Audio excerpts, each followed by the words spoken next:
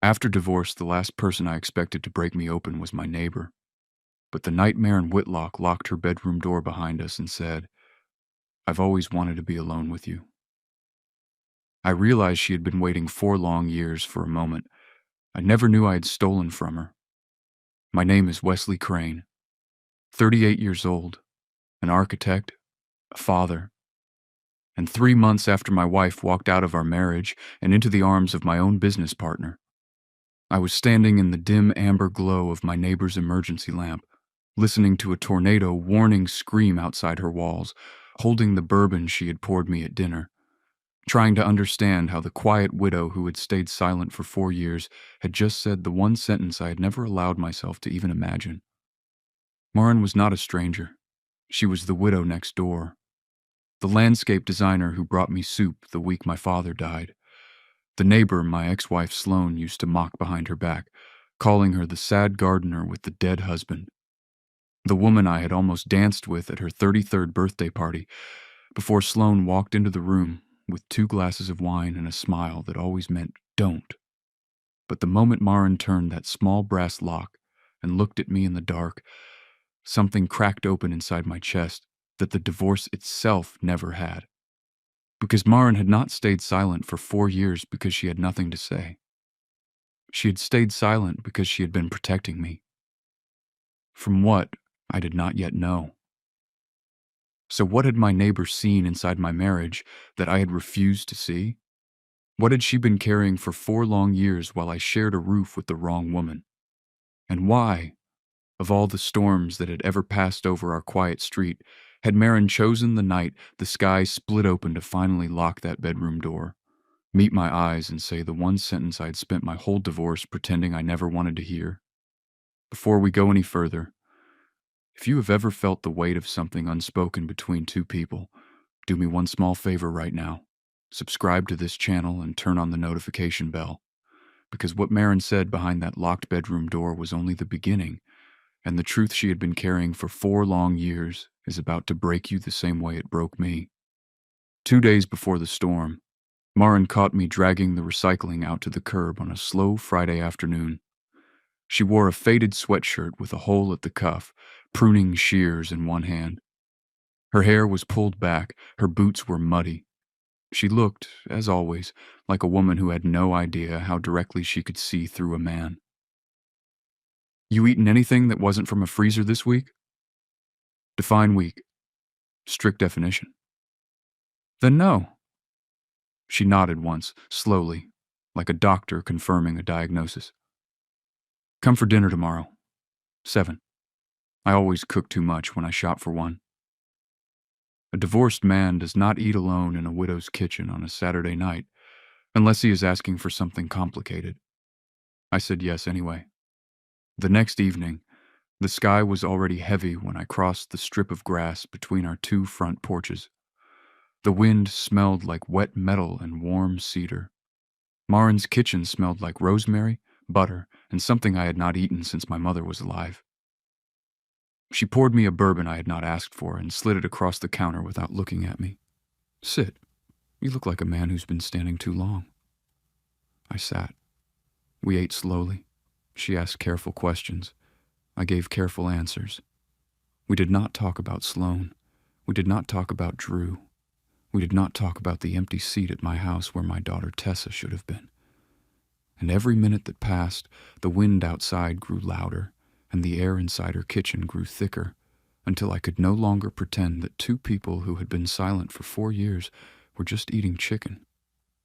Then the radio on her counter went from a low hum to a single rising tone. "Tornado warning in effect for the following counties."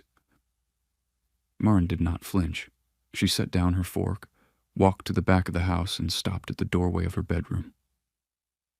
"Bring the lamp." I followed. She shut the door behind us. She turned the small brass lock. She set the battery lamp on her dresser, and a soft amber glow lit half her face, the half I had spent 4 years carefully not looking at.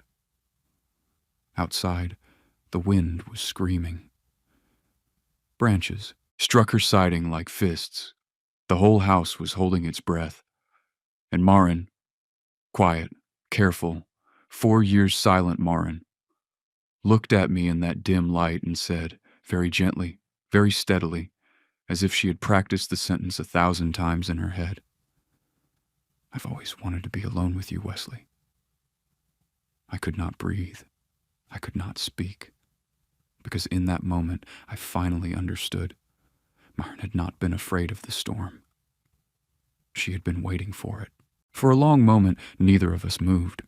The wind howled. The lamp flickered. And Marin stood across from me with her hands open at her sides, like a woman who had just laid down a weapon she had been carrying for too long. "Marin, don't." Her voice was soft, not pleading, steady. "Don't make this professional, Wesley. Not tonight. Not in this room. You can't just say something like that." "I can, because I have been not saying it for 4 years, and I don't have it in me anymore." The lamp flickered again. Somewhere outside, a transformer popped, blue and white through the curtains. I set the bourbon down on her dresser. My hand was shaking, and I did not want her to see it. "Why now?" I asked. She looked at me for a long second. Then she said, "Because I owe you the truth, and I have owed it to you for a very long time." The air in the room changed. "What truth?" She closed her eyes. When she opened them, they were wet, but her voice did not break. 2 years ago, the week of your trip to Asheville, I was pulling weeds in my front bed. A black car pulled into your driveway at 11 in the morning. Sloan came out the front door. She kissed him in the carport. My chest stopped working. It was Drew, Wesley.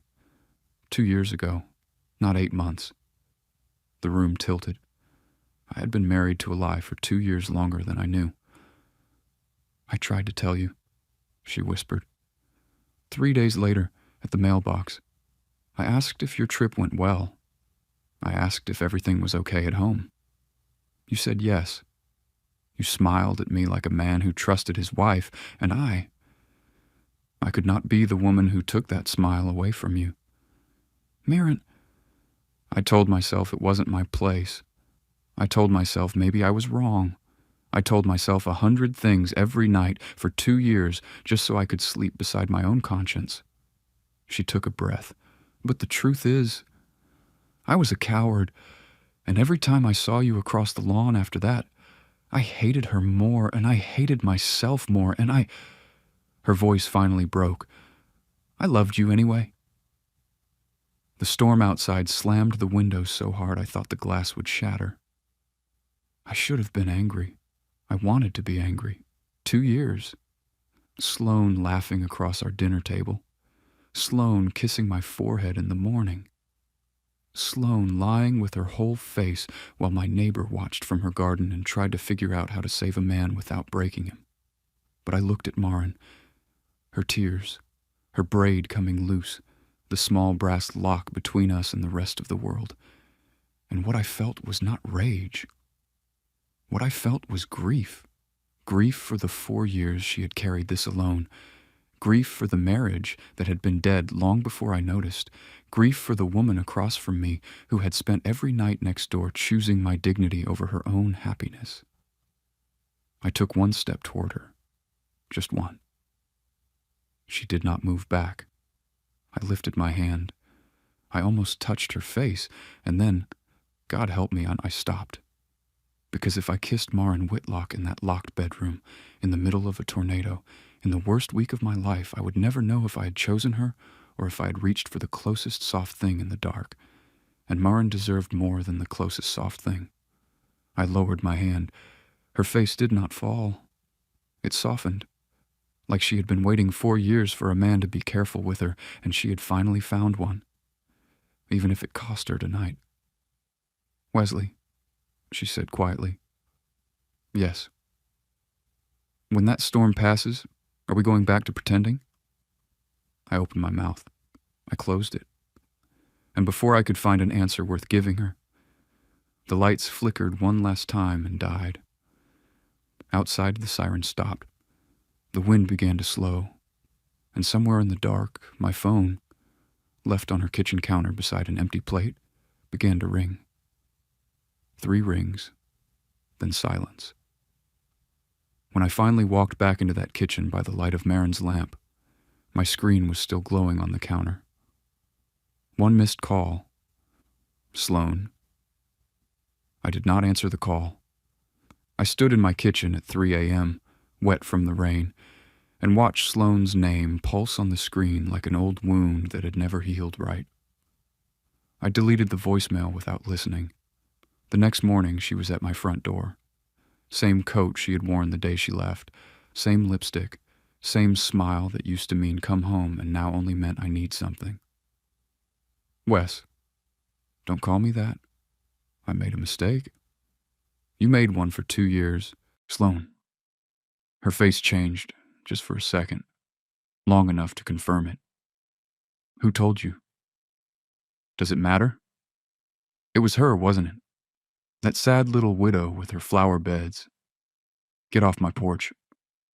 She stared at me. For the first time in our entire marriage, I think she saw a man she could no longer move. She left. For 4 days, Marin did not come outside. No braid in the garden, no mug on her porch rail, no light in her kitchen at 7. Her curtains stayed closed. She was hiding from me, from what she had said, from the fact that she had handed me a piece of her she could never take back. On the 5th day, Tessa came home.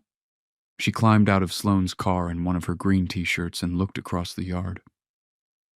Daddy, why doesn't Miss Marin wave anymore? I did not have an answer. She always waves, Tessa said.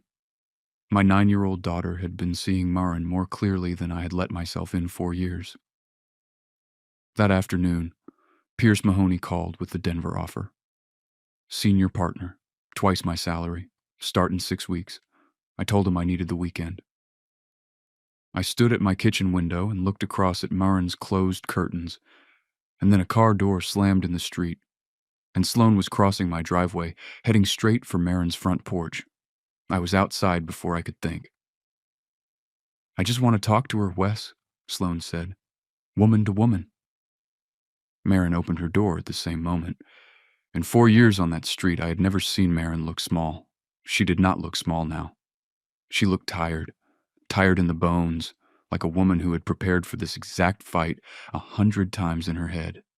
Sloan smiled. I just wanted to thank you for taking such good care of my husband while I was away. Marin did not flinch. I stepped between them. He is not your husband anymore, and he was never away. You were.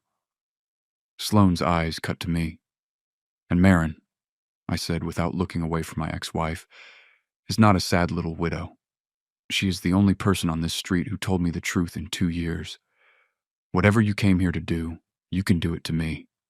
But you will not do it on her porch. Sloan opened her mouth, closed it. She walked back to her car without another word. When I turned around, Marin was crying quietly in her doorway. I did not move toward her. She wiped her face. I don't want to be the reason you stayed. I know. I have a job offer too, Charlotte, a studio of my own. I was going to take it before the storm. Take it if it's right, not because of me. She nodded once. Are you going to Denver? No. Why? Because I am not running from one woman into the arms of another. And because for the first time in my life, I want to find out who I am when I'm not pretending. She closed her eyes. When she opened them, she stepped down off her porch, into the grass, into the daylight. This time, when I lifted my hand, I did not stop. I touched her face. She leaned into it like a woman finally allowed to rest. But I did not kiss her that day. I waited a year. Marin went to Charlotte and built her studio. I stayed in Louisville with Tessa. She drove up twice a month. I drove down once. We wrote each other letters because Marin said texts felt cheap. We argued. We laughed in grocery store parking lots. We fell in love the slow, sober, unglamorous way 2 people fall in love when they have already been broken once and refuse to break the next person. 1 year to the day after the storm, Marin stood on my back porch as a soft summer rain began to fall. Tessa was asleep upstairs. The radio was playing low in the kitchen. No siren, no locked door, no bourbon between us, just her. I looked at her in the porch light and said it. Marin. Yes. I've always wanted to be alone with you. She laughed, really laughed, for the first time in 4.5 years. And as the rain came down softer over the quiet street where my divorce had ended and my real life had finally begun, I understood finally what the storm had been for. Some doors close so the right ones can open. Some women stay silent so the wrong marriages can end. And sometimes the person quietly saving your life has been standing 4 feet from your kitchen window the whole time, waiting for you to look up.